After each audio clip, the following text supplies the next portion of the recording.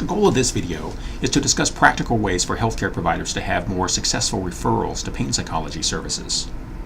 Although there is strong and still growing evidence that pain psychology treatments can help most patients achieve better pain control and quality of life outcomes, there remains a large gap between the number of patients referred to pain psychology services and the number of patients who act on those referrals and actually participate in pain psychology treatments.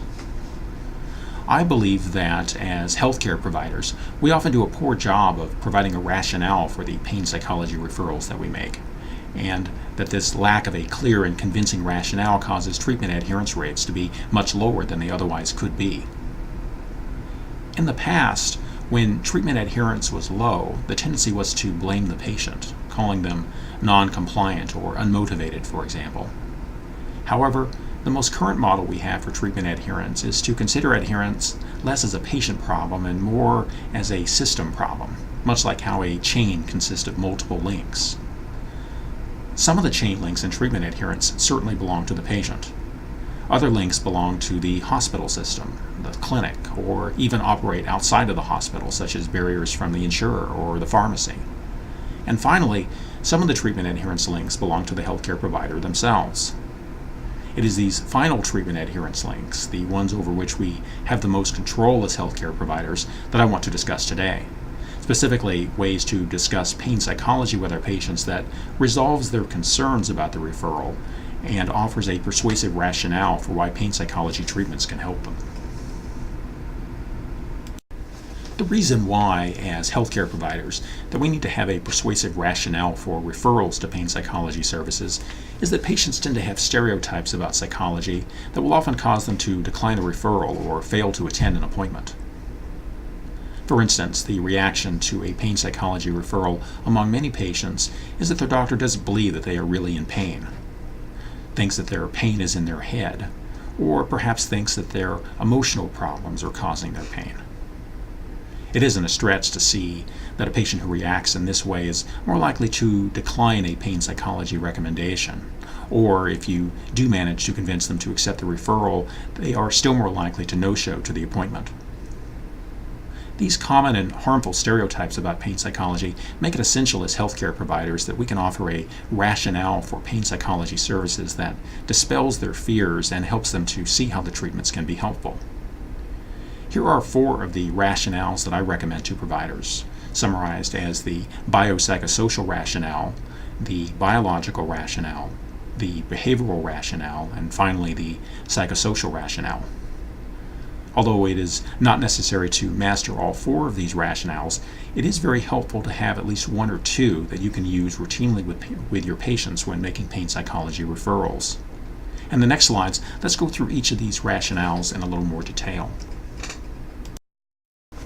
The biopsychosocial rationale for a referral to pain psychology is that pain is a type of medical problem that impacts nearly every area of a person's life, including their health habits, jobs, relationships with friends, spouses, and children, and of course their mental health. In this way, chronic pain has a type of ripple effect across a person's quality of life, much like the ripple effect of a rock thrown into a large body of water, or that of a hand grenade causing damage to everything in a large vicinity around it. A pain psychologist has the specific training and expertise to help a patient with this collateral damage from living a life with chronic pain, and can therefore serve as an important complement to the patient's regular medical care. You can see from this biopsychosocial rationale that it provides a non-threatening way of thinking about a pain psychology referral that can on one hand counter their fears and also explain exactly why someone like a pain psychologist might be able to help them with a medical problem such as chronic pain. The same theme is true of the next 3 rationales as well. The goal of the second rationale is to provide a brief but clear explanation for why a pain psychologist could be helpful based on biological science. This kind of explanation can be particularly useful for patients that would otherwise tend to dismiss psychology or behavioral treatments for something like pain because these treatments don't make sense to them for why they would work. Thankfully, a biological rationale doesn't require a lengthy conversation or a professional PowerPoint presentation. Most patients can relate to the experience of pain producing a guarding response where they, for example, tense certain muscle groups to protect themselves, while also realizing that prolonged muscle tension actually causes their pain to worsen. This is the basic explanation for why we call tension headaches by their name, for instance, referring to the concept of stress and tension being natural responses to problems that, when prolonged, often result in more pain. For patients with chronic pain, it can also be useful to describe for them how the neurotransmitters involved in the body's pain response are also involved in our emotions, explaining why physical and emotional pain are so closely connected. One specific example of how emotions and feelings can increase pain sensitivity that nearly every patient with chronic pain can relate to is the experience of hurting more after a poor night's sleep. Fatigue and stress from sleeping poorly, as with fatigue and stress from events while we are awake, each causes changes to our nervous system that make us more sensitive to pain. The third rationale for improving your success with pain psychology referrals is the behavioral rationale.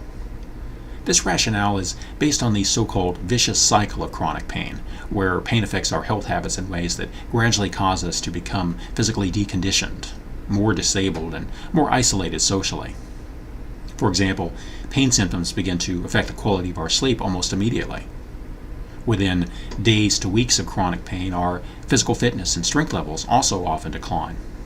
And within weeks to perhaps months, oftentimes people's primary relationships are even suffering. For most patients, they can personally relate to the strong negative effects that pain has had on their lifestyle and their health habits. Seeing a pain psychologist as someone who has expertise with the vicious cycle of chronic pain and who can offer treatments that halt or even reverse some of the behavioral consequences of their pain can often cause the patient's perception of a pain psychology referral to change from threatening to appealing after just a short conversation. The fourth and final pain psychology rationale refers to the psychosocial dimension of chronic pain. Although many, perhaps even the majority of patients with chronic pain struggle with depression and anxiety symptoms, many of these patients feel ashamed or embarrassed about these symptoms. Because of the isolating effect of chronic pain, most patients with chronic pain don't meet others with their condition, usually causing them to underestimate the prevalence of depression and anxiety symptoms. Some patients even secretly fear that their depression or anxiety symptoms are proof that they are a weak person or that their pain really is just in their head. For these patients, it can come as a great relief to hear that their mental health concerns are shared by many other patients with chronic pain.